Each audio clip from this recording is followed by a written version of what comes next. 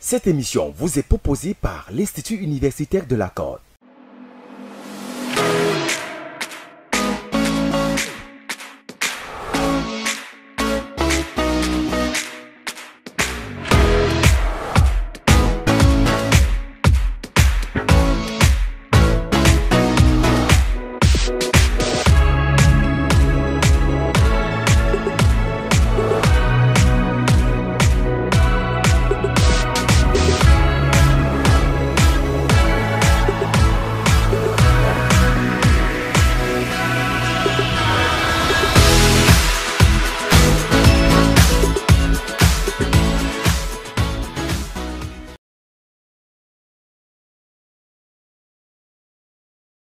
Je suis M. Etonde Kinyen, enseignant de mathématiques au CEFTI et directeur du même établissement scolaire. Alors, ce matin, une fois de plus, nous allons voir le dernier chapitre des élèves de classe de première F, de première BT et première CD. Il s'agit des statistiques.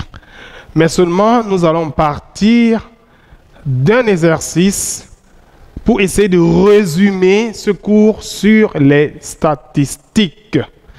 Donc, je vais vous demander de rester très attentifs parce que nous n'allons pas aller dans tous les détails, mais à partir de cet exercice, tout simplement, nous allons essayer de répondre aux principales questions habituellement posées lors des examens officiels.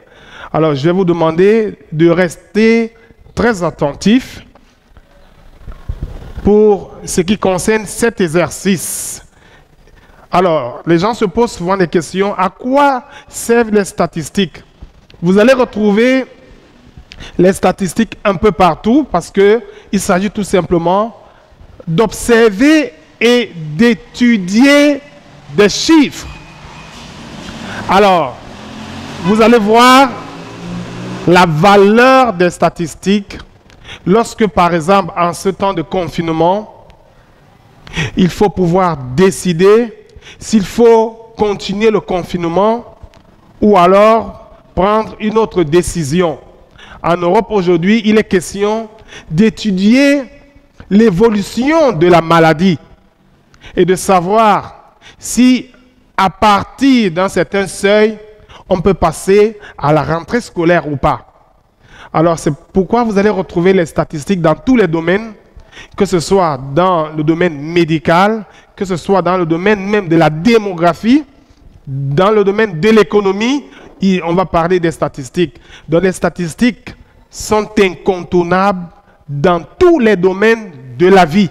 Il est très important. Alors, c'est à partir de l'interprétation de ces chiffres que les États vont prendre la décision. Alors, nous allons tout simplement partir de cet exercice pour essayer de répondre à quelques questions posées. Alors, nous allons étudier ici la taille. Vous voyez, cette étude statistique porte sur la taille en centimètres de 40 élèves dans une étude statistique. 40 élèves. Et voici les résultats. Vous avez ici, dans ce tableau, comme vous observez, les classes 155, 60, 160, 165, 165, 170. Allez, vous allez jusqu'à 180, 185. Et au niveau de la deuxième colonne, vous avez les effectifs. Alors, quelquefois, vous allez voir, on va présenter la classe sous forme tout simplement d'intervalle. De cette manière, tout simplement. Alors, observez bien, voilà l'énoncé. Et en première question, on dit reprendre ce tableau et faire ressortir les bornes supérieures des classes. Vous allez reprendre ce tableau et vous allez faire ressortir les bornes supérieures des classes, les effectifs cumulés croissants. Vous pouvez également faire sortir l'effectif cumulé décroissant, les amplitudes ainsi que les densités des classes. En deuxième question, il s'agira de construire le polygone des effectifs cumulés croissants. Sur ce même diagramme, on peut également ajouter le polygone des effectifs cumulés décroissants. En troisième question, on dit estimer le nombre d'élèves qui mesurent moins de 173 cm. Estimer le nombre d'élèves qui mesurent moins de 173 cm. En quatrième question, quelle est l'étendue de la série? Il sera important de savoir ce qu'on appelle étendue d'une série. Cinquième question, calculer la moyenne de la série. Ensuite, la médiane. Nous allons essayer de vous montrer comment calculer la médiane de deux manières. En septième question, nous allons calculer la variance, puis l'écart type de la série. Et en dernière question, je vais tout simplement vous donner la formule qui permet de déterminer l'écart moyen de cette série. Alors, avec toutes ces questions, vous aurez la possibilité de maîtriser le cours sur les statistiques. Donc, prenez la peine, vous allez relever en observant tout simplement. En première question, on dit de ressortir les bornes supérieures des classes. Ça, c'est évident, c'est très simple à voir. Il suffit d'observer l'énoncé et vous allez déterminer les bornes supérieures. Donc, sur cette colonne, nous allons ajouter tout simplement une troisième colonne. Il s'agit ici des bornes supérieures. Alors, il suffit d'observer les classes, c'est aussi simple. Vous allez avoir 160, 165, et vous allez voir l'importance de cette colonne. Donc, vous aurez jusqu'à 185. Vous pouvez compléter. Ici, nous avons 175 et puis 180. Vous observez, c'est une question très évidente. Et vous allez voir qu'on ne va pas toujours vous poser cette question, mais cette colonne, elle est très importante. Pourquoi il faut déterminer les bornes supérieures? Ensuite, nous allons déterminer dans la colonne qui suit les effectifs cumulés croissants. Nous allons abréger ECC, effectifs cumulés croissants. Voici la colonne des effectifs. Lorsqu'on parle des effectifs cumulés croissants, on peut également vous demander les fréquences cumulées croissantes. Pour déterminer par exemple les fréquences cumulées croissantes, vous devez d'abord avoir la fréquence. Vous connaissez le calcul de la fréquence. Vous prenez tout simplement l'effectif, le quotient de l'effectif sur l'effectif total et vous multipliez par 100 si vous voulez avoir cette fréquence en pourcentage. Mais ici, nous allons tout simplement mettre l'emphase sur les effectifs cumulés croissants. Alors, on va commencer évidemment par 3. Et vous prenez 3 plus 8. Nous sommes en train de cumuler. On obtient 11. 11 plus 10, 21. 21 plus 10, 31. 31 plus 7, 38. Et à la fin, vous obtenez l'effectif total qui est 40. Alors, on peut également vous demander de déterminer les effectifs cumulés décroissants.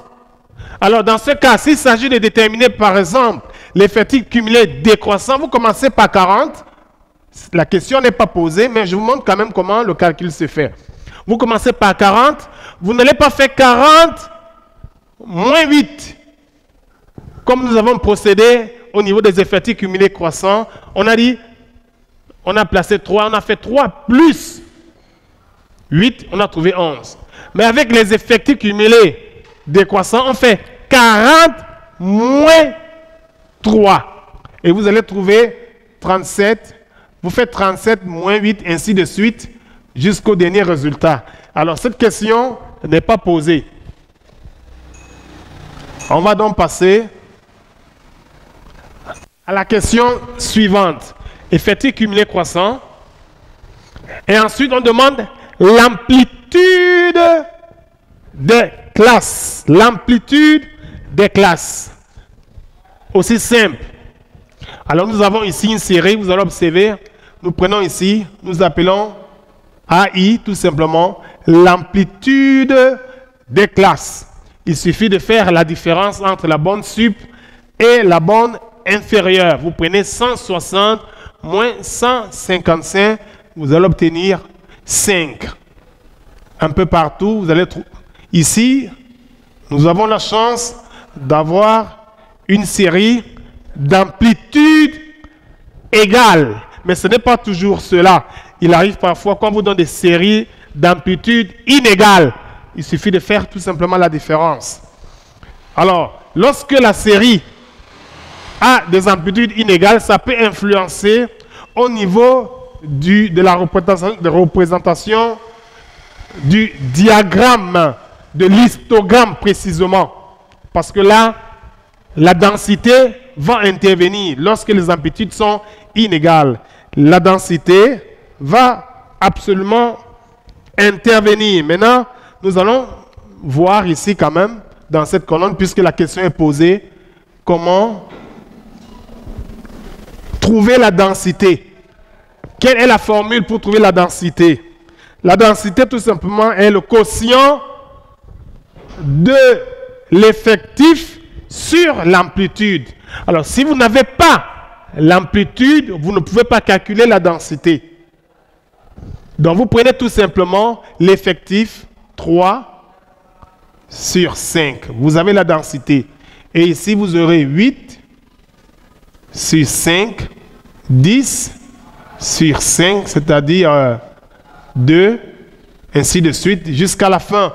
Vous trouvez la densité, tout simplement, de chaque classe. Alors, ça, c'est la première question. C'était très évident. Il était question de ressortir les bornes supérieures des classes, les effectifs cumulés, croissants,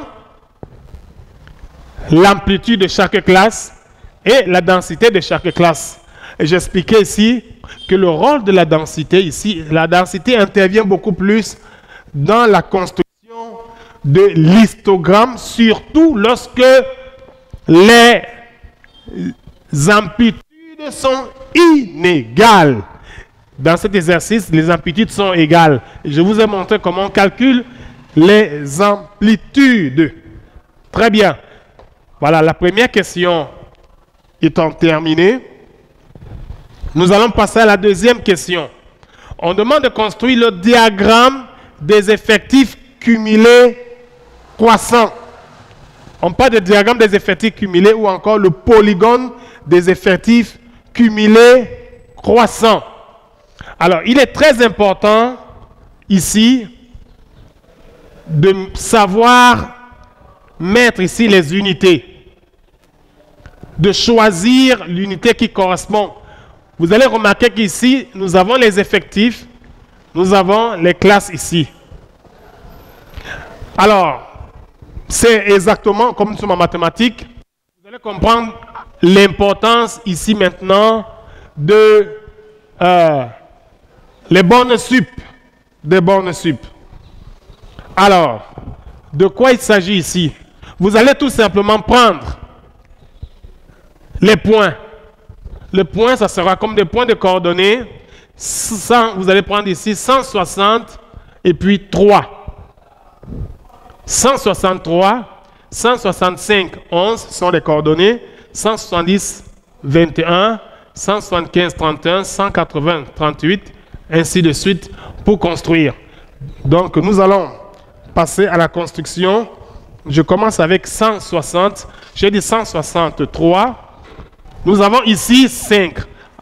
Alors, 3, c'est quelque part là. Et nous avons 160. C'est ici. Tout simplement. Maintenant, nous avons 165,11. Nous partons de là. Et 165, c'est ce point. Ensuite, nous avons 170, 21. 21, c'est ici. 170. Prenez la peine d'être un peu plus précis dans la construction. 170. Très bien. Maintenant, 175, 31. 175, 31. Nous avons 31 ici. Et puis là, le point 175, 31. Très bien. Ensuite, nous avons le point 180, 38. Voilà, 35, 38, c'est quelque part là. 180, 38, c'est ce point. Et le dernier point, c'est 185, 40. 40, c'est bien là. En pointillé, nous avons... Très bien. Alors, pour construire dans le polygone des effectifs cumulés croissants, vous allez tout simplement joindre tous ces points. Nous avons ce point. En fait, c'est une courbe, on appelle encore la courbe cumulative. Tout simplement, vous continuez. Très bien. Voilà donc ici le diagramme des effectifs cumulés croissants. Alors, si on vous demande... Bonjour à vous et bienvenue dans cette salle pour un énième enregistrement de notre leçon qui porte sur l'œuvre du professeur camerounais Bédézin Ndjomwele, œuvre intitulée « De la médiocrité à l'excellence » avec pour sous-titre « Essai sur la signification humaine du développement ». Alors, nous l'avons dit, l'œuvre de Ndjomwele est une redéfinition des concepts. Vous, les candidats au baccalauréat, vous devez le savoir.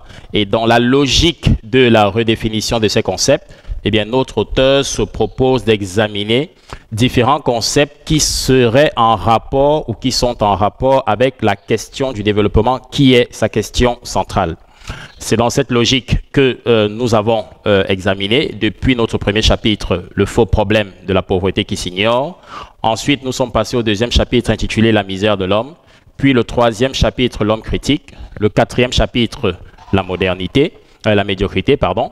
Le cinquième chapitre, la modernité, et aujourd'hui, nous étudions notre sixième chapitre qui porte sur le bien-être et le bonheur. Des concepts qui sont couramment utilisés en Afrique sous-développée. Alors, la question qui se pose d'une manière générale, avant que nous n'entrions dans le texte qui fera l'objet de cette séance, la question qui se pose, c'est la question de savoir qu'est-ce que le bien-être et quel est son rapport avec le bonheur. C'est-à-dire, quelle est la relation qui existe entre le bien-être et le bonheur. Est-ce qu'il s'agit d'une relation de similitude ou est-ce qu'il s'agit d'une relation d'opposition? Encore même, est-ce qu'il y a une relation entre les deux? Alors, nous nous rappelons que depuis la préface de l'œuvre, notre auteur avait déjà donné quelques pistes, donc quelques éléments qui étaient de nature à nous faire comprendre quelle était sa position en rapport avec le bien-être. Eh bien, dans cette perspective, nous avons vu que Ndjomwele soutenait à grand renfort que même si tout le monde parle de bien-être, pour ce qui concerne la question du bonheur, le bonheur est une affaire individuelle. Une thèse qui a semblé forte et qui a suscité beaucoup d'interrogations. Parce que pour un auteur qui se propose d'envisager une théorie du développement, et donc un développement qui se veut général, comment peut-il soutenir que le bonheur est une affaire individuelle? Alors, nous avons analysé depuis cette préface que la question du bonheur est une question individuelle parce que c'est chaque individu qui est capable de déterminer qu'est-ce qui fait son bonheur et que par conséquent, le bonheur ne serait pas lié à la finalité du développement. C'est-à-dire que lorsqu'on observe dans notre vie ordinaire, on se rend compte que une bonne partie des individus, en tout cas la tendance générale, consiste à admettre que le bonheur réside dans un état de plénitude et même le bien-être. Donc, du point de vue général, il y a comme une assimilation entre bien-être et bonheur, étant entendu que ce bien-être et ce bonheur consistent à jouir, n'est-ce pas, d'un bon nombre de biens matériels qui garantissent notre sécurité ou alors qui garantissent notre survie. Notre auteur, depuis cette préface, s'est insurgé contre cette conception en nous faisant comprendre que le bonheur est une affaire individuelle, puisqu'on peut trouver des gens qui vivent dans une plénitude matérielle, mais qui pourtant sont dans le malheur, ce qui était de nature à faire comprendre qu'effectivement, le bonheur est lié à chaque individu pour ce qui concerne la conception de notre auteur. En rapport avec ce chapitre, puisque là il s'agissait de la préface, le bien-être, lorsque l'auteur entame son analyse, il nous fait comprendre qu'il y a une distinction utile, n'est-ce pas, et non négligeable qu'il faut savoir établir entre le bien-être et être bien, n'est-ce pas? Je vais noter cela au tableau pour que vous voyez à peu près de quoi il s'agit donc. Le bien-être est différent de être bien. Vous êtes bien parce que vous avez bien mangé, parce que vous êtes bien logé, parce que vous êtes bien nourri, mais cela ne signifie pas le bien-être. Si vous nous avez suivis depuis le début, vous comprenez que lorsqu'on parle de l'être de l'homme, c'est-à-dire lorsqu'on parle de l'homme, on parle de l'être doté de raison. Eh bien, dans cette logique, le bien-être, c'est-à-dire le bien de l'être, l'homme, l'être entendu comme l'homme, c'est-à-dire l'être doté de raison, alors le bien de l'être serait le bien de la raison. Si c'est donc le cas, alors on voit bien tout de suite que eh bien, notre auteur est en train de jeter un doute sur la manière avec laquelle les gens assimilent grossièrement le bien-être au bonheur. D'où la distinction utile entre le bien-être et être bien. Donc, ce débat étant posé, il est maintenant question de savoir comment est-ce que notre auteur s'insurge contre la compréhension que l'on a du bien-être en Afrique sous-développée, puisque nous l'avons fait remarquer, étant entendu que l'œuvre de Njomwele est une œuvre de redéfinition des concepts, le concept ou alors les concepts qui sont mobilisés ici en rapport avec le bien-être et le bonheur sont des concepts qui, du point de vue de la compréhension ordinaire, posent problème. Il est donc question, en rapport avec le texte que nous avons choisi, de se demander quelle est l'idée, n'est-ce pas, qu'on se fait du bien-être en Afrique sous-développée et de montrer qu'est-ce que Njomwele reproche à cette conception ordinaire avant d'envisager le point de vue de l'auteur qui se propose de réorienter notre conception du bien-être. Alors, nous y allons parce que notre consigne traditionnelle pour ce qui concerne le sujet nous dit, comme toujours, de dégager l'intérêt philosophique du texte suivant à partir de son étude ordonnée. Le texte commence par « Le bien-être ne saurait donc être ramené jusqu'à l'accomplissement total de soi ». Ce texte se trouve à la page 80 de votre édition de l'œuvre d'Ebenezer Njomwele. Alors, comme j'aime à le dire, avant de commencer votre travail sur votre feuille de composition à l'examen, il est toujours nécessaire de procéder à une analyse et compréhension du sujet. Donc, dans cette logique, vous devez commencer par votre lecture détaillée du texte dans laquelle vous allez faire ressortir votre contenu à la fois explicite et implicite qui va vous permettre de cerner le fond de ce que dit l'auteur dans son texte. Nous allons donc faire la lecture de cet extrait pour que, ensemble, nous puissions saisir la quintessence même de ce que dit Njomwele. Alors, l'auteur écrit: le bien-être ne saurait donc être ramené à la jouissance de la sécurité, c'est-à-dire à la certitude de vivre demain et après-demain. Donc, Nous allons effacer cela. Et nous allons mettre là, le bien-être ne saurait donc, ça veut dire qu'il y a une relation de contradiction ou une relation d'opposition, ne saurait donc, on se rend compte que notre auteur est dans la contestation. Donc le bien-être ne saurait donc être ramené à la jouissance de la sécurité. Le bien-être n'est pas jouissance de la sécurité.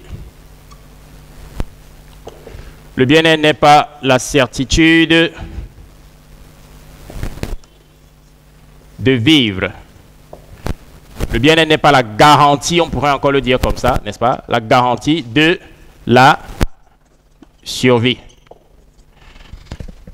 Qu'est-ce qui pourrait garantir notre survie? Il faut commencer par se poser cette question pour savoir, n'est-ce pas, ce que Njomwele entend par là. Nous garantissons notre survie, par exemple, lorsque nous avons satisfait nos besoins fondamentaux. Alors, on comprend dès lors que d'entrée de jeu, il est en train de contester, n'est-ce pas, la compréhension commune du bien-être qui consiste à dire que si nous avons garanti notre survie parce que nous avons satisfait nos besoins fondamentaux, alors nous sommes dans le bien-être. Il nous reste à savoir pourquoi l'auteur dit que le bien-être ne réside pas dans cet état de plénitude. Nous poursuivons. Il découle de cela que la satisfaction des besoins fondamentaux ne nous garantit pas le bien-être, mais seulement l'être. Si la satisfaction des besoins fondamentaux ne nous garantit pas le bien-être, eh bien c'est parce que ça nous garantit simplement l'être. Donc il y a une distinction entre le bien-être et l'être. Nous allons changer de marqueur.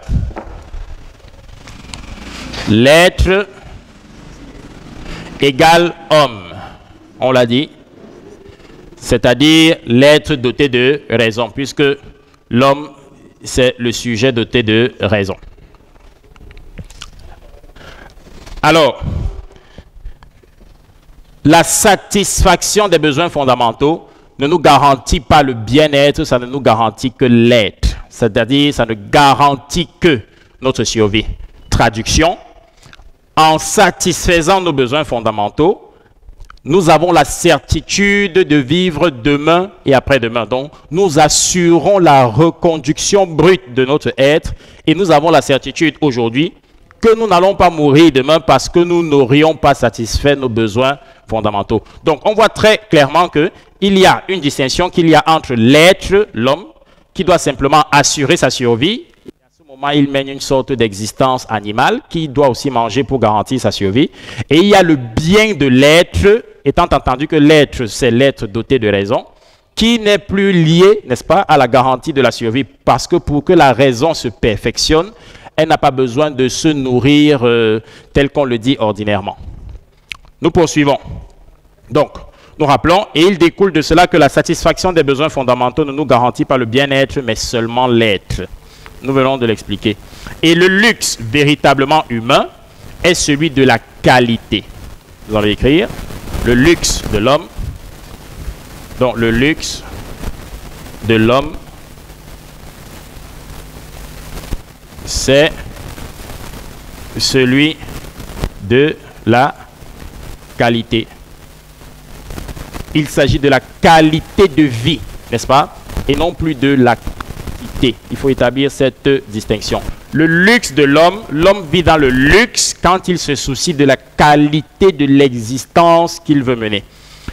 C'est celui de la qualité, car, dit l'auteur, le problème du bien-être et du bonheur concerne non pas le simple fait, mais la manière bonne ou mauvaise, humaine ou bestiale, libre ou soumise d'exister.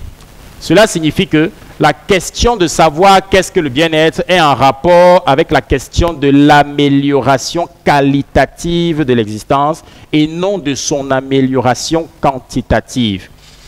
Conséquence, vous pouvez jouir, n'est-ce pas? Vous pouvez posséder un excédent de biens matériels qui vous permettrait de satisfaire vos besoins fondamentaux durant toute votre vie, mais cela ne signifie pas pour autant que vous êtes dans le bien-être parce que l'excédent de besoins, de biens matériels n'a rien à voir avec la qualité de l'existence qu'on veut mener.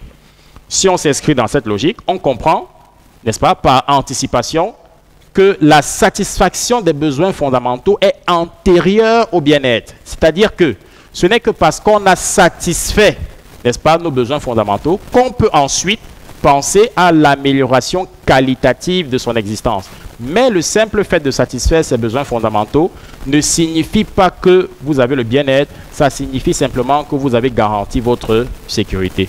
D'où le fait que la famine, par exemple, représente la condition de la sécurité de l'Africain des pays sous-développés, et pas que de l'Africain des pays sous-développés pour tout homme. Il faut garantir la sécurité, c'est-à-dire résoudre le problème de la famine, parce qu'en résolvant le problème de la famine, justement, vous pouvez garantir votre survie. Nous poursuivons. De la même manière, dit l'auteur, il fait une sorte d'analogie maintenant, de la même manière que l'enfant renaît d'une naissance véritablement humaine en accédant à l'âge de raison, l'homme ne commence à exister vraiment que lorsqu'il accède au souci de la qualité de l'existence qu'il veut mener. Alors, quand l'auteur dit de la même manière que l'homme renaît, n'est-ce pas, lorsqu'il accède à l'âge de raison, cela nous fait comprendre qu'il y a comme une double naissance chez l'homme. Il y a la naissance biologique, pardon, les marqueurs nous font un peu défaut. Donc, il y a la naissance biologique qui est opposée à la naissance de la raison. La naissance biologique est la naissance naturelle de l'homme lorsque l'homme vient au monde en sortant des entrailles de sa maman. Il s'agit de la naissance biologique lorsque vous venez au monde. Mais le simple fait, nous l'avons vu dans les chapitres antérieurs, le simple fait de venir au monde dans la logique de Njomwele ne signifie pas que vous êtes un homme au sens rigoureux du terme. C'est-à-dire, ça ne signifie pas que vous avez accédé à votre véritable humanité. Vous accédez à votre véritable humanité lorsque vous prenez conscience que ce qui vous distingue fondamentalement de tous les autres êtres vivants, c'est la raison, et que vous vous comportez comme tel.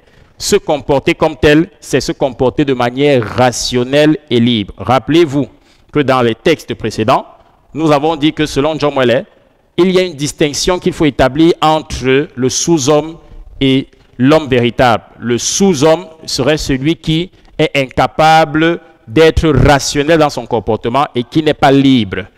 Par opposition à cela, l'homme véritable, c'est-à-dire l'homme qui a accédé à sa véritable humanité, c'est celui qui est rationnel dans son comportement et qui est libre, c'est-à-dire qui peut penser par lui-même.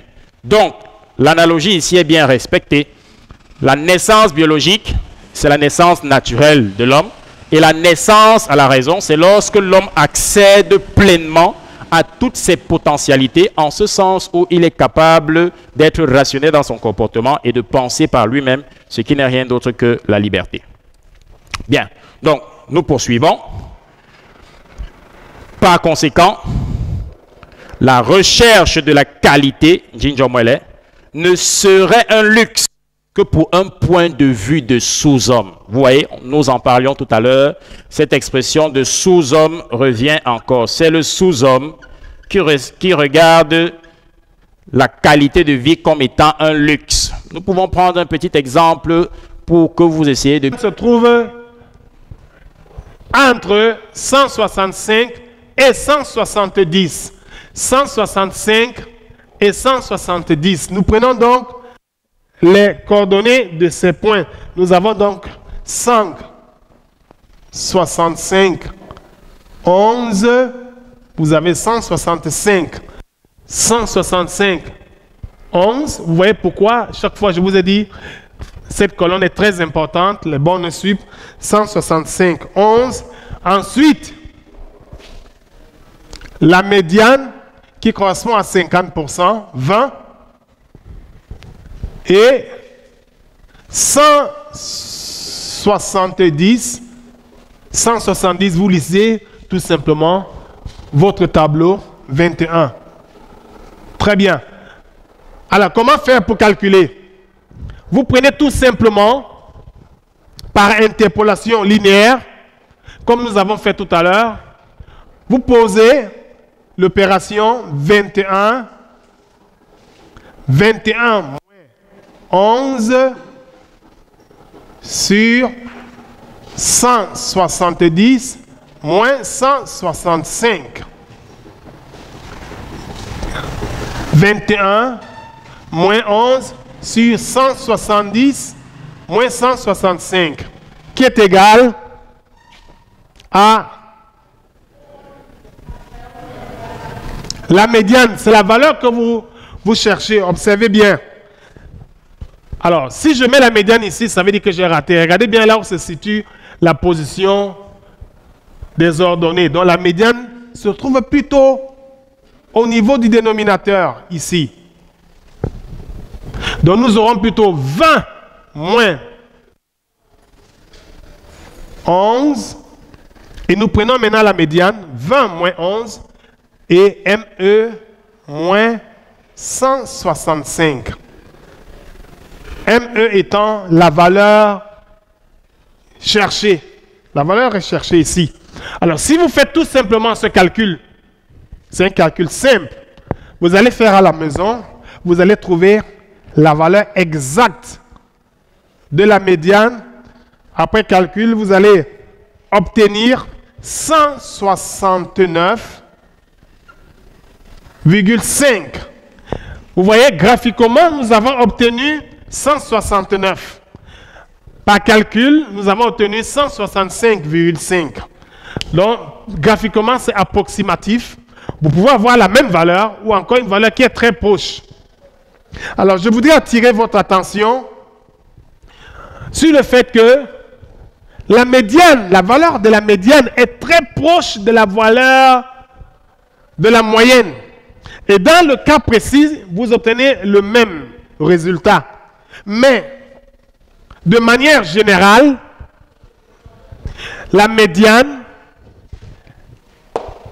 et la moyenne doivent avoir des valeurs qui se ressemblent. Si par exemple nous trouvons la moyenne 169,5 et que vous trouvez la médiane 170 ou encore 165, essayez de refaire le calcul. Les valeurs sont très proches, très rapprochées. De même que le mode ou encore la classe modale. Nous n'avons pas défini tout à l'heure ce que c'est que le mode ou la classe modale. C'est la classe qui a l'effectif le plus élevé.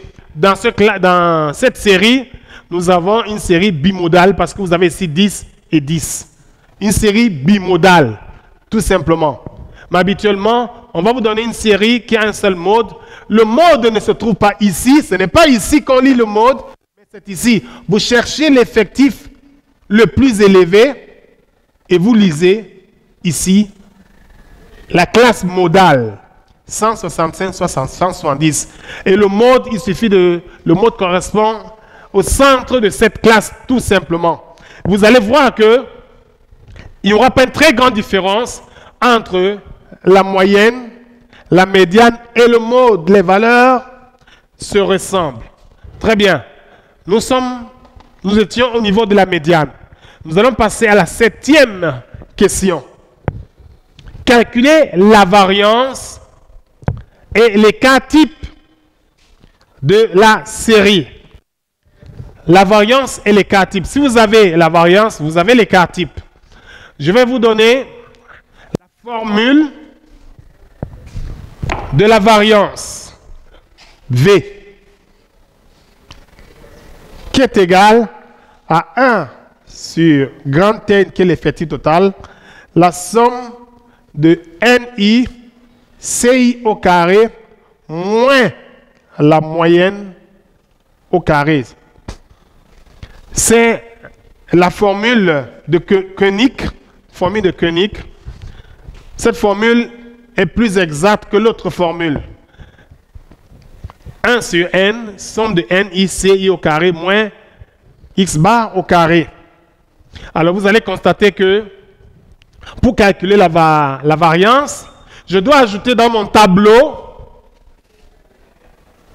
NI, CI au carré. NICI au carré. Là encore, ça demande d'être très attentif, ne pas faire d'erreur de calcul. Je vais tout simplement vous donner quelques réponses et vous allez continuer à faire à la maison. Je prends donc CI.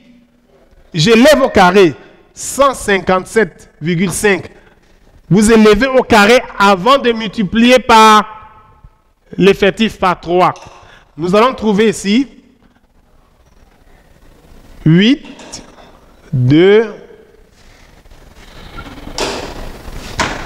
3,75, c'est-à-dire 82 923,75.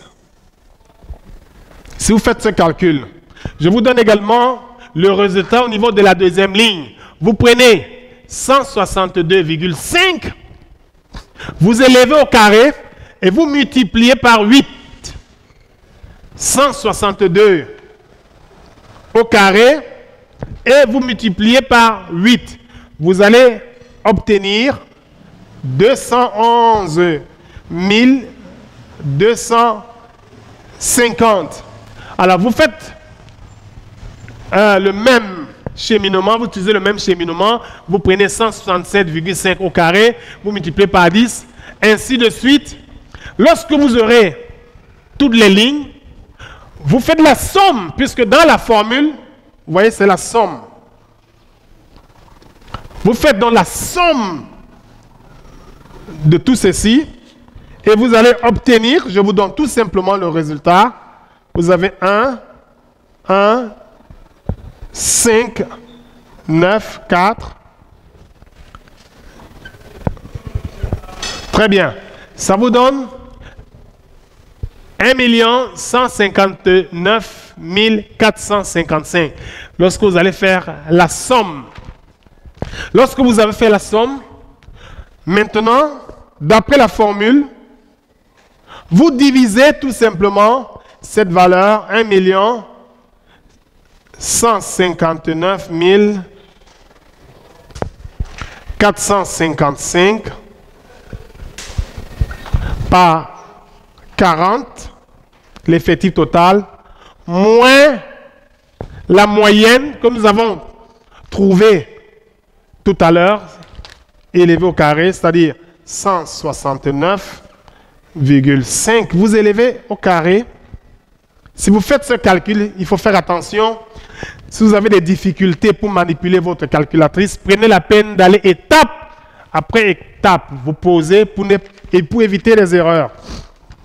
Alors, si vous faites ce calcul, vous allez obtenir 256,12. Ça, c'est la valeur de la variance. 256,12. Il y a une question qui suit. On dit de calculer également l'écart type.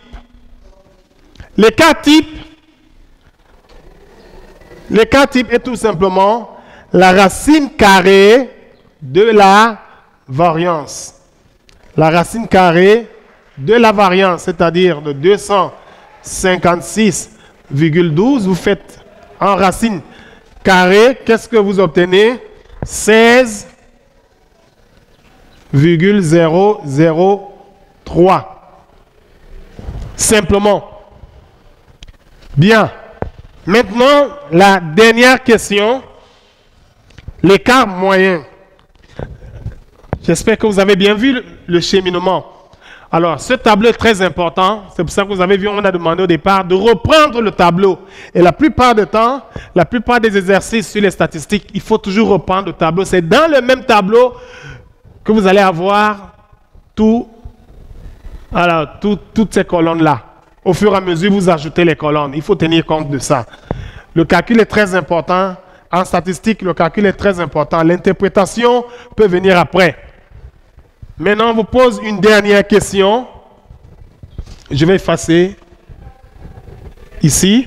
La dernière question, tout simplement, c'est l'écart moyen. L'écart moyen, E.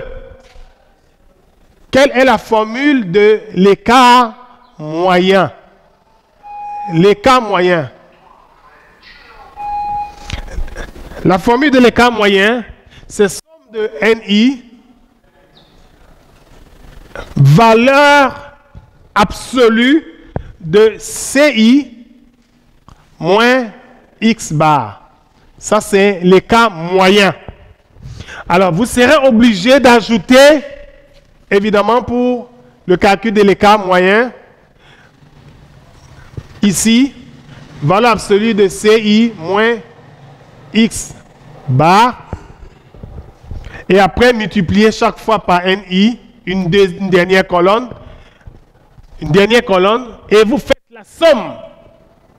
Dès que vous avez la somme, suivez attentivement, dès que vous avez la somme, vous divisez par 40, c'est-à-dire par l'effectif total.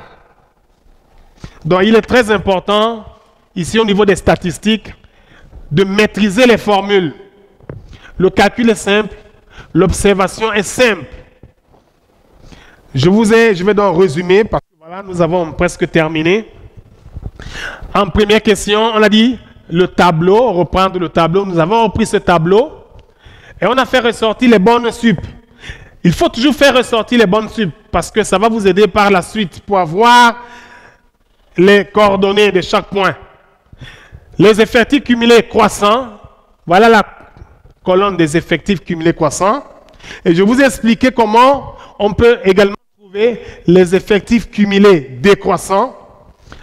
On peut également vous poser la question de trouver les fréquences cumulées croissantes ou décroissantes. Là, il faut d'abord avoir la fréquence. Je vous ai expliqué également comment la formule, comment on détermine la fréquence. En plus, vous avez l'amplitude et la densité. Je vous ai donné l'importance de la densité.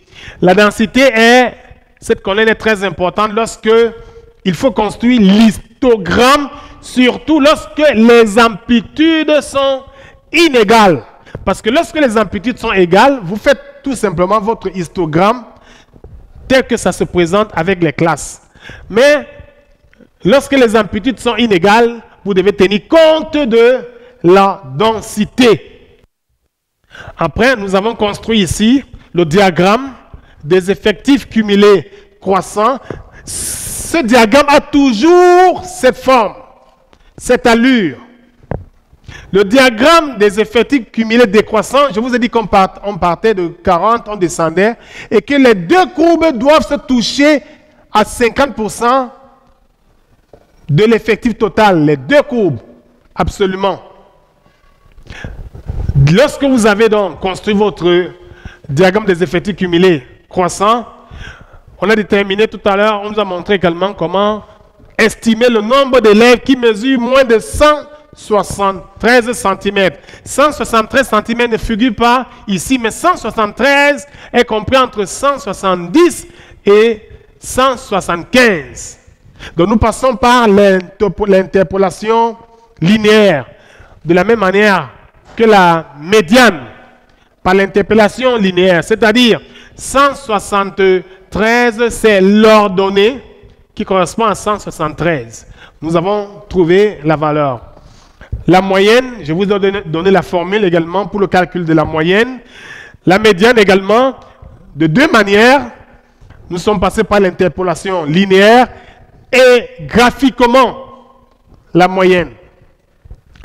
Maintenant, la variance, la formule est encore là. La formule de Koenig, vous appliquez tout simplement l'écart type et l'écart. Vous avez l'écart type qui est la racine carrée de la variance. Et en dernière question, l'écart moyen. Alors, je vous demande tout simplement de refaire d'autres exercices semblables parce que pratiquement vous avez les mêmes questions qui reviennent. Si vous faites 2, 3 ou 4 exercices, vous n'aurez pas de difficultés au niveau des statistiques. Mais surtout, si vous avez des difficultés, n'hésitez pas d'appeler au numéro qui s'affiche au bas de votre écran. Je vous remercie une fois de plus. Cette émission vous est proposée par l'Institut universitaire de la Côte.